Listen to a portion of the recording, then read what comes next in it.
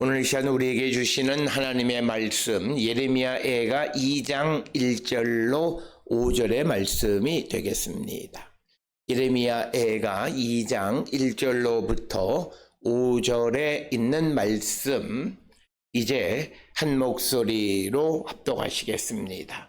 슬프다 주께서 어찌 그리 진노하사 딸 시온을 구름으로 덮으셨는가. 이스라엘의 아름다움을 하늘에서 땅에 던지셨으며 그의 진노의 날에 그의 발판을 기억하지 아니하셨도다. 주께서 야곱의 모든 거처들을 삼키시고 긍휼히 여기지 아니하셨으며 노하사 딸 유다의 견고한 성체들을 허물어 땅에 엎으시고 나라와 그 지도자들을 욕되게 하셨도다. 맹렬한 진노로 이스라엘의 모든 뿔을 자르셨으며 원수 앞에서 그의 오른손을 뒤로 거두어 들이시고 맹렬한 불이 사방으로 불사름같이 야곱을 불사르셨도다. 원수같이 그의 활을 당기고 대적처럼 그의 오른손을 들고 서서 눈에 드는 아름다운 모든 사람을 죽이셨으며 딸 시온의 장막에 그의 노를 불처럼 쏟으셨도다. 주께서 원수같이 되어 이스라엘을 삼키셨으며 그 모든 궁궐들을 삼키셨고 견고한 성들을 무너뜨리사 딸 유다의 근심과 애통을 더하셨도다. 아멘. 오늘 우리에게 주시는 예레미야애가 2장 1절로부터 5절에 있는 말씀은 하나님 앞에 범죄한 시온에 대해서, 예루살렘에 대해서 하나님의 공의로운 심판이 임하게 되어지므로, 그래서 하나님의 진노가 그들에게 임해서 그들을 완벽하게 파멸하시는, 예루살렘을 파괴하시는 하나님에 대해서 기록하고 있는 말씀이 오늘 주시는 본문의 말씀이 되겠고, 특별히 오늘 주시는 본문의 말씀에서는 하나님께서는 범죄한 자들의 모든 것을 기억하지 않으신다라고 하는 겁니다. 그래서 범죄한 자들이 세운 하나님의 성전, 그리고 그들이 제사를 드리는 예배, 이런 것도 받지 않으실 뿐만 아니라 그 나라를 완전히 무너뜨리시는데, 오늘 주시는 본문의 말씀 1절에 보면 이스라엘의 아름다움을 하늘에서 땅에 던지셨다, 파괴하셨다라고 하는 것이고, 더 중요한 것은 4절에 보시게 되면 원수같이 그의 활을 당기고 대적처럼 그의 오른손을 들고 서서 눈에 드는 아름다운 모든 사람을 죽이셨으며, 즉 하나님의 백성이 하나님 앞에 범죄하면 이제는 하나님은 그들의 보호자, 인도자가 아니라 그들의 원수, 그들의 대적자처럼 그들을 심판하신다라고 하는 것을 우리에게 보여주는 말씀이 되고, 5절에서도 반복적으로 주께서 원수같이 되어 이스라엘을 삼키셨다, 이렇게 말씀하고 있습니다. 따라서 오늘 주시는 이 예레미야애가 2장을 통해서 우리는 내가 지금 하나님 앞에 죄 문제를, 예수 그리스도를 믿음으로 죄가 죽고 하나님의 영이 내게 살아있는가를 돌아보는 자가 되어야 합니다. 내가 아무리 많은 종교적인 의식, 예식, 또 기도를 한다 할지라도 내 속에 있는 죄 문제를 해결하지 아니하면 하나님은 나의 보호자, 인도자가 아니라 나의 대적이 되시고 나의 원수가 되실 수 있음을 우리에게 보여주는 그런 말씀, 그리고 그 하나님이 우리의 원수가 되어져서 우리에게 진노하면 우리를 무너뜨리는 것이 완벽하게 파멸시키시는 분이심을 우리에게 보여주는 것이 오늘 우리에게 주시는 말씀이 되겠습니다.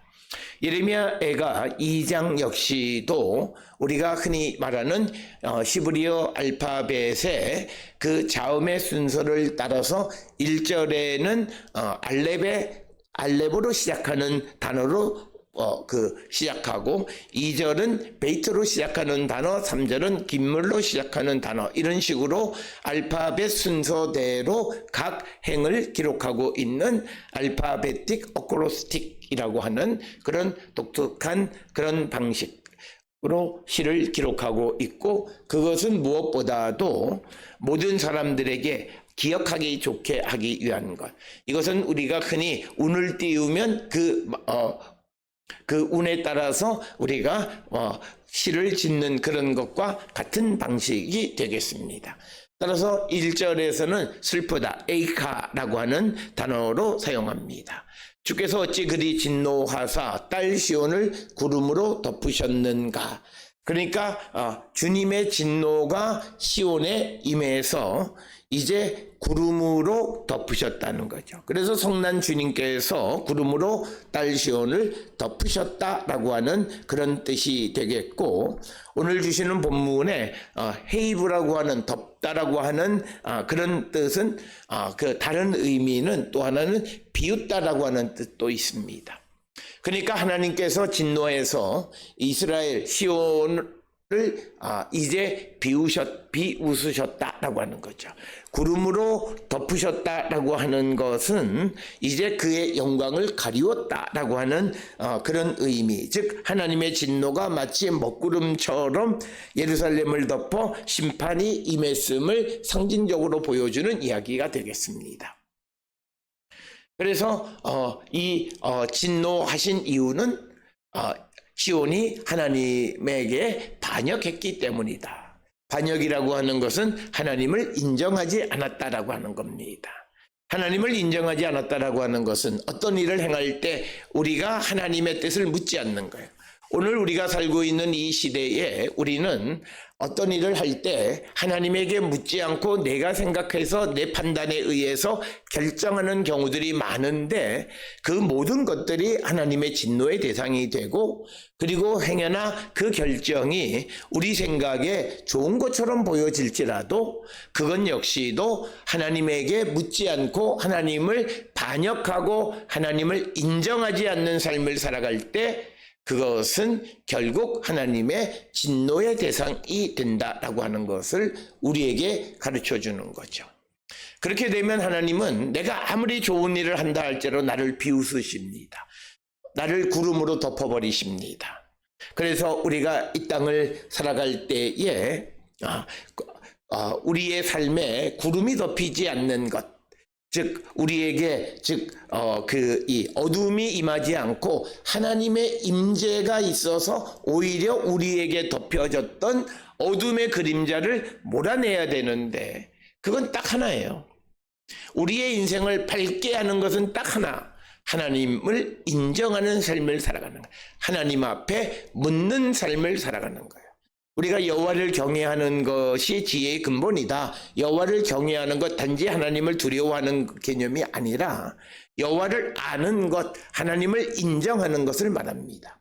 하나님의 뜻이 무엇이고 하나님이 내게 원하시는 것이 무엇이고 한 모든 것을 우리가 성령의 도우심을 통해서 알고 그 하나님께 모든 것을 맡기며 살아가는 삶을 살 때 우리의 삶은 빛이 비춰지는 영광의 삶을 살아가는 것이고, 그렇지 않은 경우에 우리가 우상을 숭배하거나 어떤 인생의 결정을 하거나 무엇을 할 때 기도하지 아니하고 행할 때에는 오히려 우리에게는 어두움이 덮일 수 있음을 상징적으로 우리에게 보여주는 그런 말씀이 되겠고, 오늘 주시는 본문의 말씀에 보면 이스라엘의 아름다움을 하늘에서 땅에 던지셨으며 이스라엘의 아름다움을 하늘에서 땅에 던졌다라고 하는 겁니다. 하늘로부터 땅으로 던진다라고 하는 것은 완전한 파멸을 의미하는 것입니다. 그래서 던진다라고 하는 동사와 땅과 결합해서 땅으로 던지다, 땅에 던지다라고 결합되어진 것은 모두가 멸망을 나타내는 표현이 되겠습니다.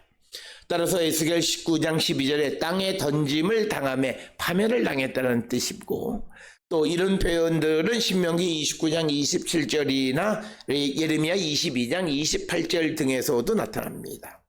그래서 하늘로부터 던진 것은 하늘로부터 유배당했다라고 하는 의미를 나타내는 것이고, 오늘 주시는 이스라엘의 아름다움이라고 하는 것은 이스라엘의 영광으로 해석할 수도 있습니다.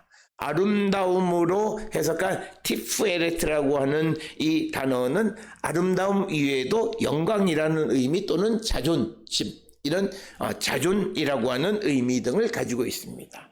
그래서 이스라엘의 영광 혹은 이스라엘의 아름다움 혹은 이스라엘의 자존감이 땅에 완전히 깨져버렸다라고 하는 그런 뜻으로 이해할 수 있습니다. 그래서 이제는 하나님을 떠나고 하나님을 인정하지 않는 이스라엘은 이제는 더 이상 하나님의 영광이 그들에게 임하지 않는다.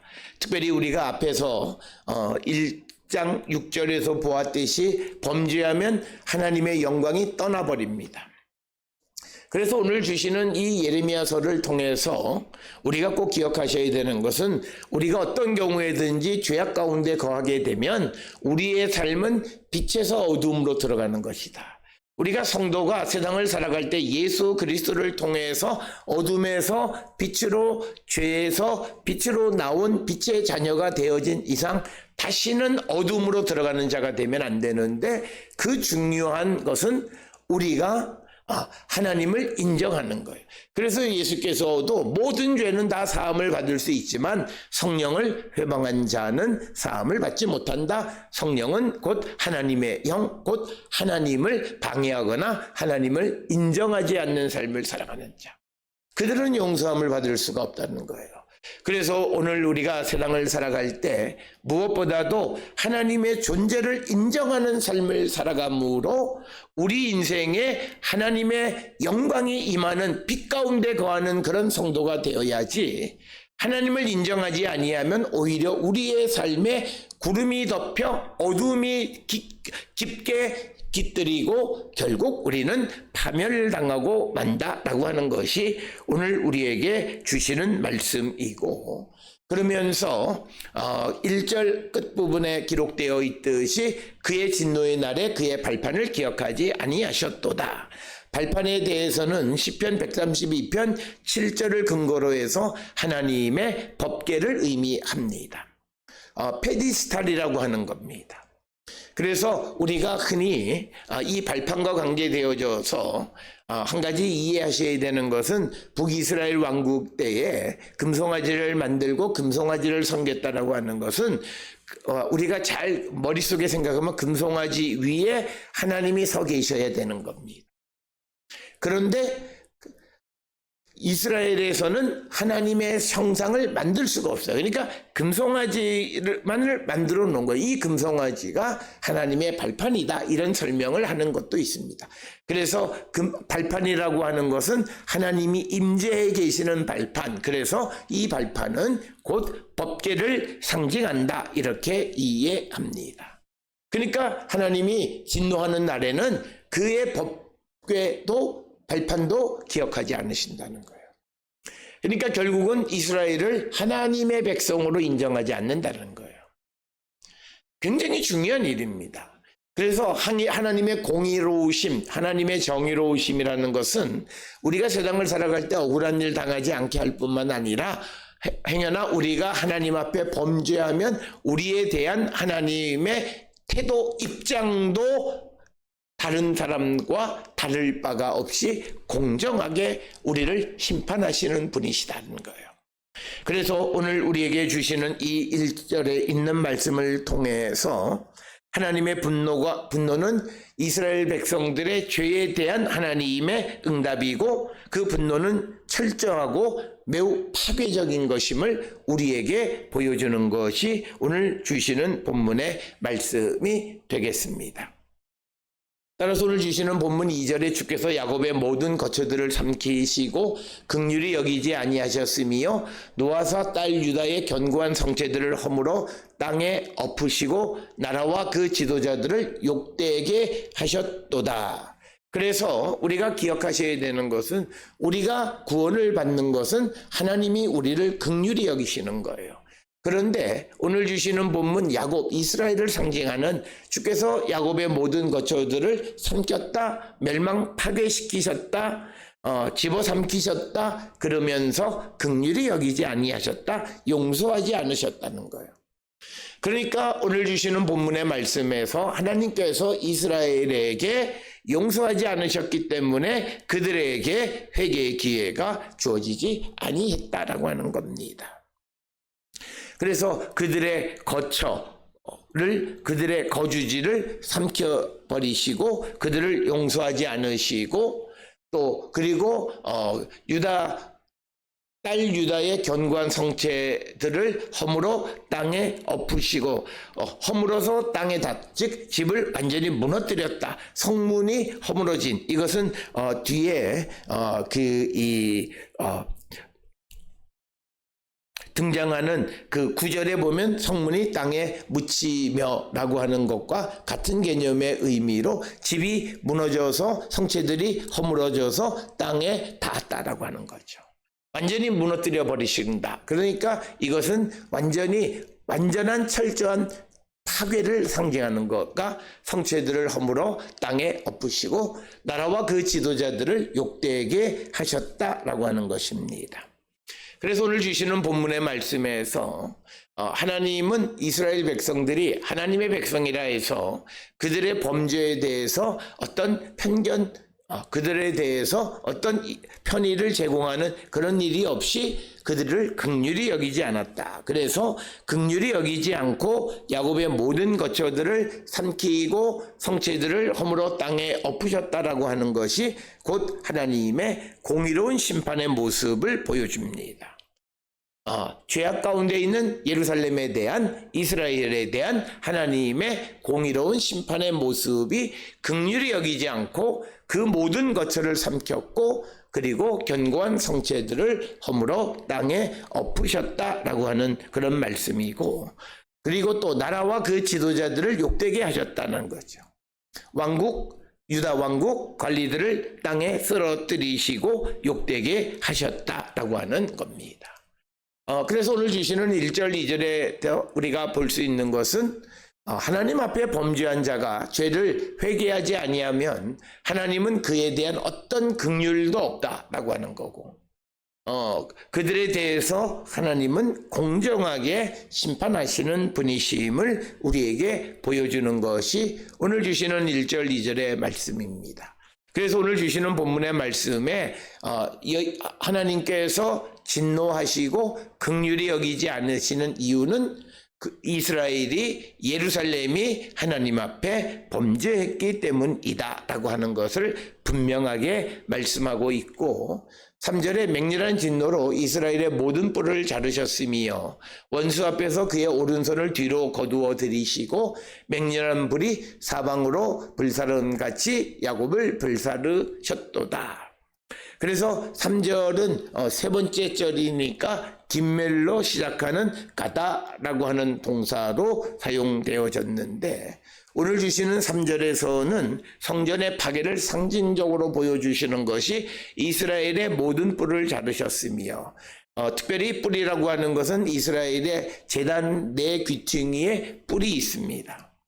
그래서 그 뿔들을 다 잘라버리셨고 그리고 또 하나님께서는 이어지는 말씀 속에서 보면 제단들을 다 폐하셔 버리셨다라고 하는 것을 우리는 볼 수가 있습니다. 그래서 오늘 주시는 본문에서 그 하나님께서 뿔들을 자르셨다라고 하는 것은 성전을 파괴하셨다는 것이고 뿔이라고 하는 것이 갖는 일반적인 의미는 힘, 위력 또는 위세 이런 것들입니다. 그래서 뿔을 자르셨으며 라고 하는 것은 더 이상 힘을 발휘할 수 없게 하셨고 그래서 원수 앞에서 그의 오른손을 뒤로 거두어 들이셨다. 오른손이라고 하는 것은 시편 98편 1절에 의하면 어떤 승리의 원천으로 이해되어지는데 그런데 그 오른손을 거두어 들이셨다는 것은 승리의 원천적으로 봉쇄하셨다는 거예요. 그러니까 오늘 주시는 본문 우리가 범죄하면 우리가 세상을 이길 수 있는 길을 하나님이 완벽하게 막아버리십니다. 그래서 우리가 세상을 이길 수 있는 것은 우리가 하나님 앞에 죄사함을 받고 예수 그리스도 안에 주님의 말씀대로 살아가고자 할 때 하나님께서 우리를 도우시지. 만약 우리가 하나님 앞에 범죄하고 말씀대로 살지 아니하면 우리가 세상을 향해 나가 살아갈 때 우리가 세상을 이기고 어떤 경쟁에서 이길 수 있는 승리의 원천을 주님이 막아버리신다는 거예요. 결국 우리는 승리할 수 없다라고 하는 거예요. 여기서 우리에게 중요한 것은 우리가 하나님과 죄의 문제를 해결하지 아니하고 내가 어떤 어려움에 직면해 있을 때 하나님 나를 도와주세요 그러면 그 도움이 그에게 임하지 않습니다. 그래서 우리가 기독교 신앙에서 어려움에 직면해 있는 사람을 구원하는 유일한 방법은 그 어려움의 근본이 나와 하나님과의 관계 속에서 생겨난 것임을 깨닫고 그래서 나를 돌아보고 회개하고 주께로 돌아가는 것이 유일해요. 사람을 통해서 아무리 내가 이 어려움을 이기려 할지라도 하나님의 오른손을 뒤로 거두어 드렸기 때문에 나는 결코 그 어려움을 이길 수 있는 힘을 갖지 못하게 됨을 우리에게 상징적으로 보여주고 있고 뿐만 아니라 불로 번역되어진 것은 레하바라고 하는 것은 불꽃을 의미하는데 맹렬한 불이 사방으로 불사름같이 야곱을 불사르셨도다. 불꽃이 주변을 삼키듯이 야곱을 살라버리셨다라고 하는 겁니다. 그래서 오늘 주시는 본문의 말씀에서 철저하게 지금 예루살렘의 멸망은 하나님의 주권에 의한 것이고 하나님의 공의로운 심판의 결과이고 하나님이 범죄한 이스라엘에게 긍휼을 베풀지 아니하셨고 하나님께서 그의 오른손을 뒤로 거두어 들이셨기 때문에 예루살렘은 철저하게 파괴될 수밖에 없음을 우리에게 가르쳐 보여주고 있습니다. 이어지는 4절에서 이제 원수같이 그의 활을 당기고 대적처럼 그의 오른손을 들고 서서 눈에 드는 아름다운 모든 사람을 죽이셨으며 딸 시온의 장막에 그의 노를 불처럼 쏟으셨도다. 그래서 오늘 주시는 본문의 4절은 네 번째 4절은 달렛으로 시작하는 달라크라고 하는 동사로 시작하고 그래서 눈에 드는 아름다운 모든 것, 눈에 아름다운 것들을 다 불살라 버리시고 그들을 다 하나님께서 죽여버리셨다라고 하는 겁니다.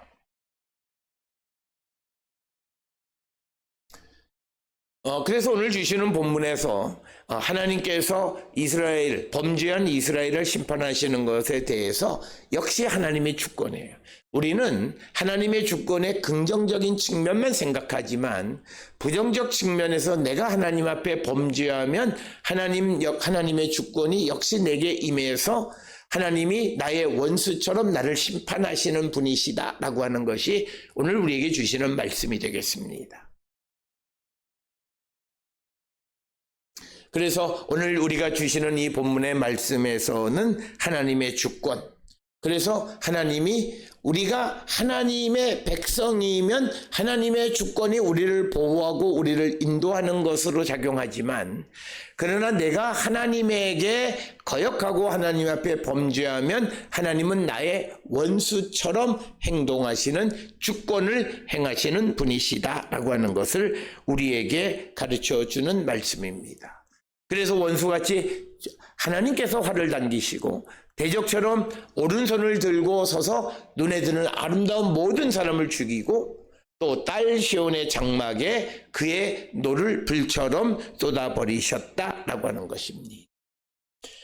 이어서 하나님의 주권은 5절에서 또 등장합니다. 5절은 헤이로 시작하는 하야동사로 시작하는데 주께서 원수같이 되어서 이스라엘을 삼키셨다. 이건 역시도 하나님의 주권입니다. 그리고 그 모든 궁궐을 삼키셨고 견고한 성들을 무너뜨리사 딸 유다의 근심과 애통을 더하셨도다. 그래서 하나님께서 이제 주권을 가지시고 하나님의 말씀대로 하나님에게 반역하고 하나님을 배반하는 이스라엘에 대해서 하나님의 주권은 부정적, 즉 파괴로 작동하는 거예요. 그래서 4절에서는 원수같이 대적처럼 그 많은 사람들을 죽이고 또 5절에서도 원수같이 되어 이스라엘을 삼키셨다라고 말씀하고 있고 더 나아가서 마지막 5절 끝에 딸 유다의 근심과 애통을 더하셨다는 거죠. 근심과 애통이라고 하는 것은 같은 종류의 단어를 반복하면서 강조의 의미를 갖고 있습니다. 따라서 오늘 주시는 이 본문의 말씀은 하나님 앞에 범죄한 자들에게 임하게 되는 비극적 결과, 하나님의 공의로운 심판이 임하심으로 말미암아 하나님의 주권이 부정적으로 파괴적으로 우리에게 임해서 나의 보호자이고 나의 인도자하셨던, 나의 선한 목자하셨던 하나님께서 내가 주님을 배반하고 주님을 인정하지 않는 그런 자가 되어졌을 때 나의 원수, 나의 대적자가 되어서 주도적으로 나를 심판하고 파괴하시는 분이심을 우리에게 보여주는 말씀이 되겠습니다. 따라서 오늘 주시는 예레미야가 2장 1절로 5절에 있는 말씀을 통해서 예루살렘의 멸망에 관한 이야기, 그 원인이 무엇이었는가를 분명하게 보여주고 죄를 회개하지 않는 자들에 대한 하나님의 심판이 어떠했는가를 통해서 우리 자신을 성찰하고 우리 안에 있는 아주 티끌과 같은 그런 죄도 씻어내기를 결단하고, 그래서 우리가 성령의 도우심을 구해야 되는 것은 주님, 내 안에 있는 이 죄의 뿌리를 태워주시고 내가 예수 그리스도 안에 있는 거룩한 심령으로 거듭날 수 있도록 인도하여 달라라고 기도해야 합니다. 오늘 주시는 예레미야가 2장 1절로 5절에 있는 말씀을 극단적으로 비유하면, 내가 아무리 신앙생활을 한다 할지라도 죄의 문제에 대해서 나에게 일어나는 일들의 신앙적 원인을 찾지 않고 죄를 회개하지 아니하면 하나님은 결코 나의 보호자, 인도자, 구원자가 아니라 오히려 나의 원수가 되고 오히려 나의 대적자가 돼서 나를 심판하시는 분이시다. 따라서 이스라엘 백성들이 예루살렘이 멸망하고 바벨론으로 포로로 잡혀가는 결과가 빚어진 상황에서 하나님 앞으로 돌아가 회개함으로 말미암아 결국 그들이 다시 회복되어졌던 것처럼 오늘 주시는 이 예레미야 애가에서도 내가 하나님 앞에 큰 죄를 졌다, 반역했다처럼 자기의 죄를 발견하고 주께로 돌아갈 때 우리에게 회복의 가능성이 있음을 가르쳐주는 말씀입니다.